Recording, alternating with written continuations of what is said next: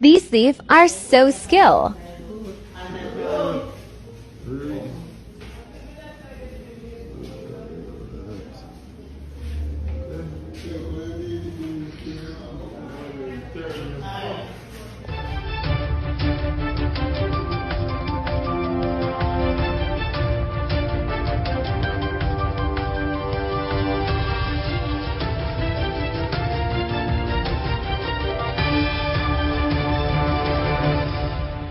Welcome back to MyView TV, the people's platform, the home of undiluted news, reviews, updates, and your daily dose of entertainment. Don't forget to hit the notification bell, leave us a comment, like, share, and subscribe. I don't bring nobody forward in your cheer for me. Everything what you see up my natural talent. Man, me tell you something. You see, when you know what to please the audience with, it's simple, me. Whatever happened in your life today, may your experience be filled with bright blessings. If you make mistakes, may those mistakes be illuminated with wisdom and forgiveness. And may your heart be filled with gratitude for whatever gift you received today. Wagwan, my people, hope everybody doing okay, hope everybody doing alright.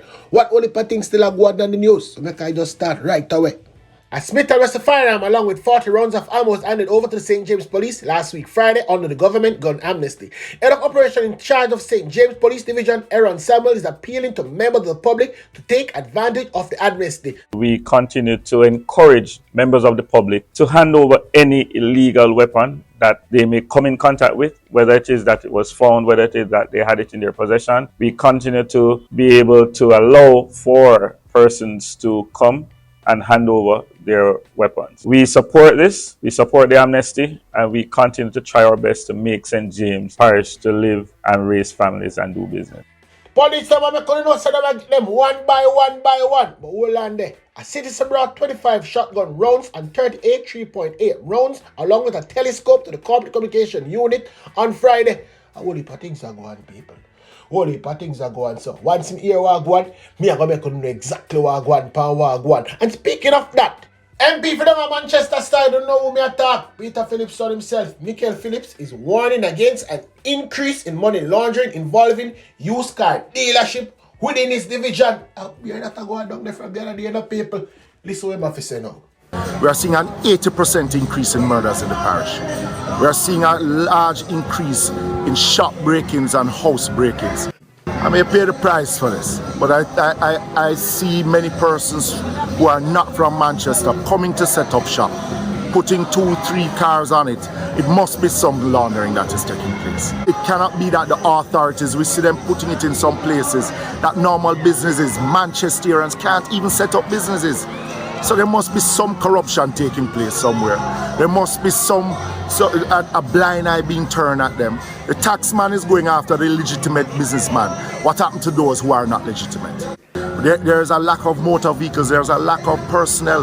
We have about 4 cars at the Mandeville police station that if it rains, they can't even come out because it's either it's leaking or they can't wind the window down. We can't run a modern society like this. I said it recently, let us be proactive, not wait until the parish of Manchester has really gotten totally out of hand. That is not where that is concerned. What you want to give the people them some more news? Education Minister Flavor Williams says social media has amplified the issue of gang violence in the nation's school. Yes, people, that is what she has said. Now make sure you tell you herself, you understand? But that is the reality of our times. Gangs and youth violence have been a serious problem in some of our schools across Jamaica for several years. This fact has been thrown into sharper focus in recent times with the phenomena of social media capturing and circulating every flare-up and every fight. We must also acknowledge that the vast majority of young people are not involved in violence or gangs and want nothing to do with it. However, the small number of young people who are involved have a disproportionately large impact on the perception of their schools and the communities around them, and it is clear that gang membership increases the risk of serious violence to other students, teachers, and the wider public. It is imperative that a collective approach be taken to reach the younger members of our population to encourage them away from criminal activities.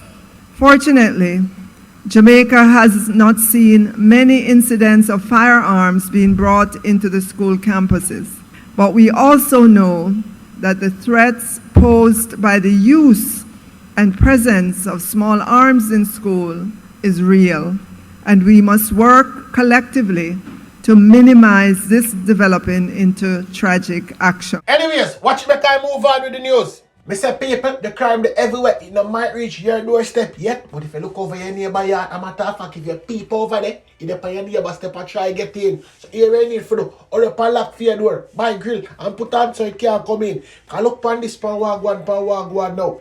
And just yesterday, the man them slap a Whitey right in a Linstead right there. So, and if you don't remember, in the last week, right in our little place called York Street, Yashan brother kill him. If you don't remember about that, the incident there, let me tell you what one. His brother kill him, chop him up, one piece of the body over there, so throw a piece in one toilet over there, so yes, and the people them find it in the morning, you understand? So who want only pa killing and go in that country, you know? No one is safe. Can't say me never tell you no, but here what? Watch me come over on with the news. A convicted narcotics dealer who had over $500,000 Jamaican in asset forfeited to the Crown has lost his bid to retain them.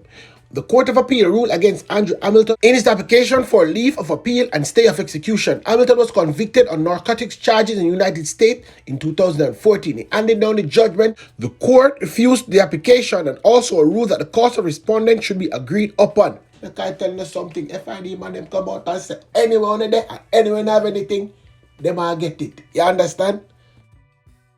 The FID and its law enforcement partners are quite pleased with the ruling of the Court of Appeal. We have a lot of confidence in the justice system, and we will contest any challenge mounted by a defendant who we believe owns property obtained from unlawful conduct.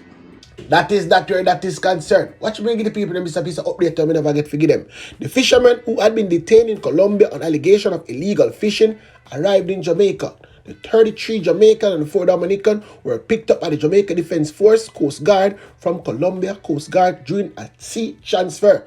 And guess what? The Foreign Minister, yes, come in, come out and say a bag of things. Here we are going for Wagwan now.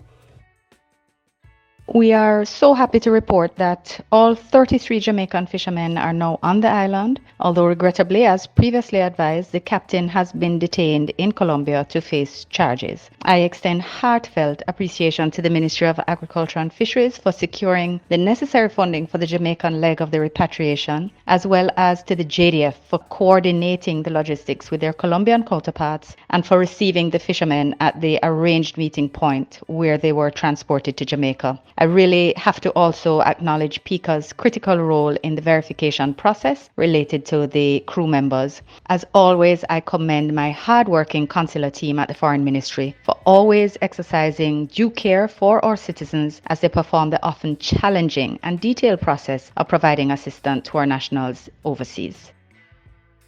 I also wish to commend the boat owner who, in recognition of the private nature of his enterprise, has committed to reimbursing the government for no less than 1/2 of the cost of the fuel purchased by JDF to undertake the repatriation exercise.